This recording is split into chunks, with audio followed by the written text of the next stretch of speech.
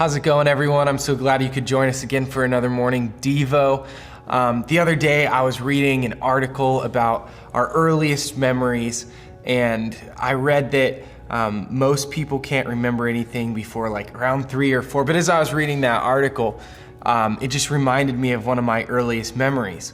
And in that memory, I remember my mom was gonna take these flowers to a family friend who had just gotten surgery, and she was recovering, and my mom was gonna take these roses, and so she had clipped off all the bottoms of the roses and put it in this vase with water so they looked super beautiful.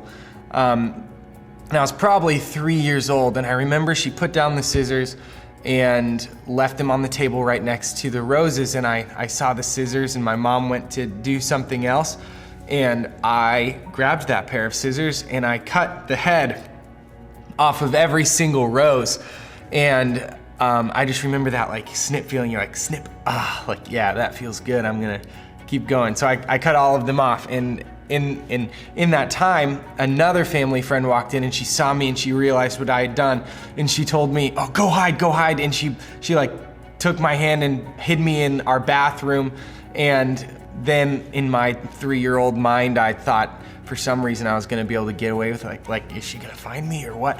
Obviously she did find me. And I remember my parents always had this system that we would go through whenever I would get a spanking. And so my mom would sit us down, or my dad, who was doing the deed, and they would say, disobedience brings, and I would have to answer consequences, and obedience brings, and I would then answer blessings. And then I would get a spanking, and then my mom would turn us around again and say, why do I have to do this? And we'd have to say, it's because you love us, or love me. And recently I've been reading in 1st and 2nd Kings, and just that obedience and disobedience mantra just keeps ringing through my head as I read through these two books. And so I feel like 1st and 2nd Kings kind of works like a roller coaster, in that you start with David and you go up like right at the beginning of a roller coaster, and then you spend the whole rest of that roller coaster going up and down and up and down and up and down. And you just see like the reoccurrence of the obedient kings were blessed. Not that they had perfect lives, but they had longer, they were in power longer, and you could see that God took care of them. And those who were disobedient really did a lot of damage, and had a lot of damage also done to them in collateral.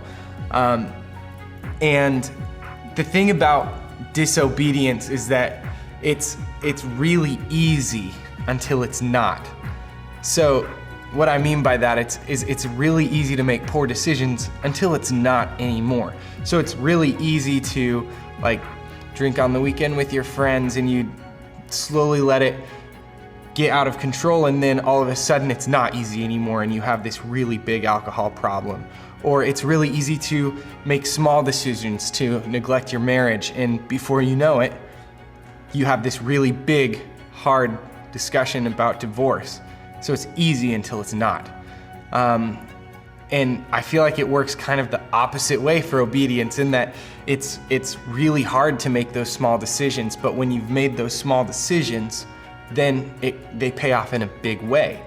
And it kind of can get easier as it goes. Not that obedience is ever really easy, but it can get easier as it goes. And so as an example, TJ didn't get to be the pastor of this church by making one really big, really good decision. He had years of faithfulness and good decisions behind this church. And in the same way, someone who is looking at a decrepit marriage and a divorce didn't get there usually by just one big choice that they made. It was a bunch of little choices. So as we go about today, I really want to encourage you to think about those small decisions that dictate, am I going to be disobedient, or am I gonna be obedient? Am I gonna turn my life in a way that I make those small, hard, obedient decisions so that I can have a big payoff? Or am I gonna continue to make those really easy, bad decisions until it's not easy anymore?